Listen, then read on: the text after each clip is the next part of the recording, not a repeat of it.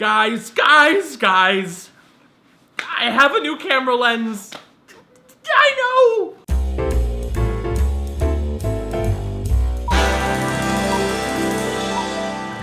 Look at it. Look at it. This isn't it. This is an old lens. I bought this a long time ago. I'm using the new one to record, and it has crazy awesome shallow depth of fields. You can't see my face! For those of you who are camera savvy, it's a Sigma f1.7 18 to 36 millimeter EF mount camera lens thing. And for those of you who are not camera savvy, it's like you got a camera and you got a lens thing, and then you put another new different lens thing to make it see better. Look at it. And now I'm filming you with this other camera. Hi, internet. Hi, Kevin. So now I have way too many lenses, but it gets me to thinking about what I started making videos with, which used to be this iPad. See, look at it. Wow, that truck got played out really fast. Of course, the problem is you don't have a lot of control over the settings and you can't really see yourself while you're filming, so eventually I got this camera that I'm filming on right now, but I was using the kit lens. Look at this.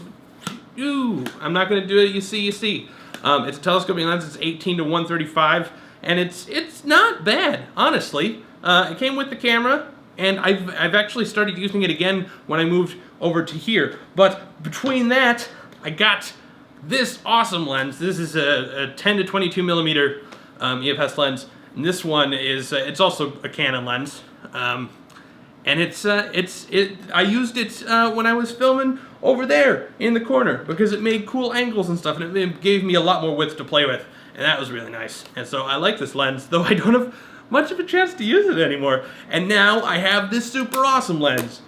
Yeah, this is probably the fanciest lens that I will ever get for this camera, but the reason that I felt like I needed it is that I've got these two lights that are blaring down light on my face, but I still have to tweak the camera settings quite a bit so that you can see the aforementioned face. This lens fixes that whole face.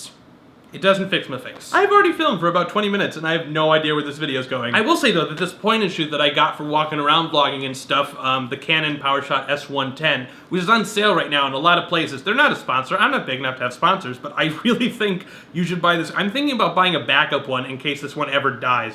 This thing makes me so angry because I'll go out and I'll shoot something and just on automatic settings, and then I'll look at the footage and I'm like, this is better than the stuff I shot on my $1,000 of equipment. So if you're thinking about starting to do the whole video making thing, which I also encourage, you should pick up the Canon S110. I've even looked at the later models the Canon has released, and they're not as good. They've made improvements in some areas, but severely nerfed things in other areas, which means that the video part is not quite as great. The Canon S110 is kind of the peak, the pinnacle of awesomeness in a tiny little thing, at least until the Blackmagic Pocket camera becomes like tiny. But that's all the nerding out and Alright, let's see if I can bring all this nerding out and geekiness into an actual point. Before I started making videos, and even a fair way into making videos, and still now, I had no idea at all what it was that I was doing. I didn't know how people talk to the camera. I didn't know what sort of cameras were worth getting. I didn't know what aperture meant. I didn't know what ISO and f-stops and all those things were. And I didn't have any idea how to edit. You can see my first video. It's terrible. Don't click it.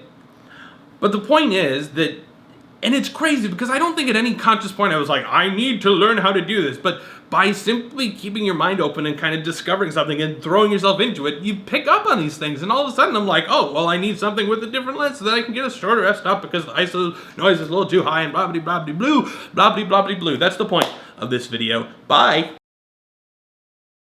That wasn't a point at all.